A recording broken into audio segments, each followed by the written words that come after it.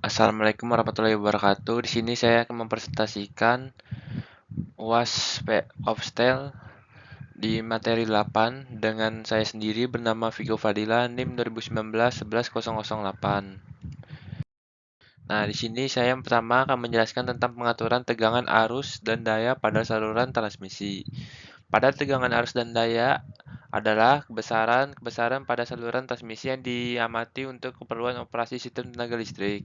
Berdasarkan pengamatan, diatasi kebesaran-kebesaran ini kemudian dilakukan langkah-langkah pengaturan operasi agar saluran transmisi dapat dioperasikan secara optimal. Langkah-langkah pengaturan operasi yang dilakukan adalah pengaturan sumber-sumber daya aktif maupun sumber-sumber daya reaktif. Nah, di sini selanjutnya ada hal yang mempengaruhi pengaturan dan tegangan. Dalam penyediaan tenaga listrik bagi para pelanggan, tegangan yang konstan seperti halnya frekuensi yang konstan merupakan salah satu syarat utama yang harus dipenuhi. Oleh karenanya, masalah pengaturan tegangan merupakan masalah operasi sistem tenaga listrik yang perlu mendapatkan penanganan tersendiri. Pengaturan tegangan erat kaitannya dengan pengaturan daya reaktif dalam sistem. Ada dua faktor profil tegangan, yakni yang pertama ada besarnya daya reaktif yang harus disediakan. Selanjutnya ada tempat penyediaan daya reaktif yang tepat. Nah, slide selanjutnya membahas tentang perhitungan aliran daya atau bahasa Inggrisnya load flow calculation. Nah, mengenai aliran daya yang terjadi dalam sistem beserta profil tegangan sangat diperlukan untuk keperluan analisa suatu sistem. Untuk mendapatkan gambaran mengenai aliran daya ini, diperlukan suatu perhitungan yang biasa disebut dengan perhitungan aliran daya. Nah, pada perhitungan aliran daya ini, perlu dilakukan karena yang diketahui adalah beban daya aktif dan beban daya reaktif yang ada pada setiap GI atau simpul dalam sistem. Sedangkan aliran daya yang terjadi ditentukan oleh hukum Ohm dan hukum Kirchhoff. Nah, pada slide selanjutnya, tentang algoritma perhitungan aliran daya dengan metode Newton-Raphson. Salah satu metode untuk menghitungkan aliran daya yang terjadi dalam sistem adalah metode Newton-Raphson. Metode lainnya yang sering dipakai untuk menghitung aliran daya yakni adalah metode Gauss-Seidel. Dalam pasal ini, secara singkat akan disinggung metode Newton-Raphson. Dalam algoritma perhitungan aliran daya dengan metode Newton-Raphson, kebesaran-kebesaran yang dapat diketahui adalah yang pertama, daya nyata P dan daya negatif reaktif Q pada simpul PQ yang diketahui. Selanjutnya, daya nyata P dan besarnya tegangan pada simpul PV yang diketahui. Selanjutnya, besaran tegangan dan sudut fasa tegangan 5 hari, simpul referensi slide bus yang diketahui.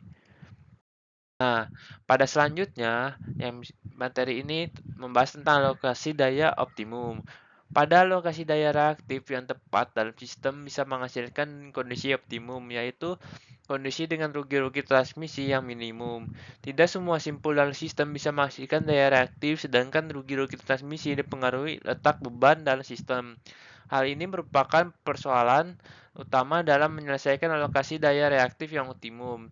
Dalam pasal VII 2 yang materi sebelumnya disebutkan bahwa variabel pengatur yang dapat mengatur daya reaktif adalah arus penguat generator, pengkapasitor dan reaktor variabel, posisi tap dan dari transformator. Nah, selanjutnya ada pemecahan persoalan dengan metode linear programming atau program linear.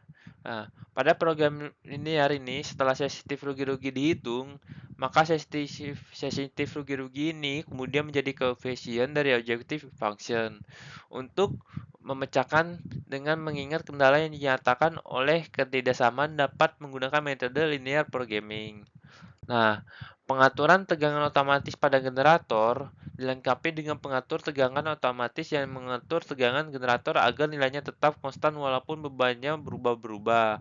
Untuk ini, pengaturan tegangan otomatis mendapatkan masukan tegangan generator dan keluarganya adalah pengaturan rangkaian arus penguat. Secara fisik, pengaturan tegangan Otomatis generator terdiri dari H, P, dan B. Masukan adalah tegangan stator generator A yang mempunyai kutub magnet permanen pada rotornya. Keluarannya adalah pengatur tegangan. Otomatis generator adalah arus yang dialirkan stator yang berupa kutub magnet generator penguat utama. Nah, selanjutnya pada rangkaian listrik pengatur tegangan otomatis generator terdapat terdiri dari rangkaian pengindra atau direktor sirkuit, rangkaian pembanding, rangkaian penguat kesalahan error amplifier sirkuit, rangkaian penyebab arus penguat medan magnet, rangkaian stabilitas. Nah, pengaturan dari luar berupa pencegahan arus penguat yang berlebih, pencegahan arus penguat yang terlalu rendah, penguat daya reaktif, pengatur sewaktu frekuensi tertutup, pengindra 3 fasa.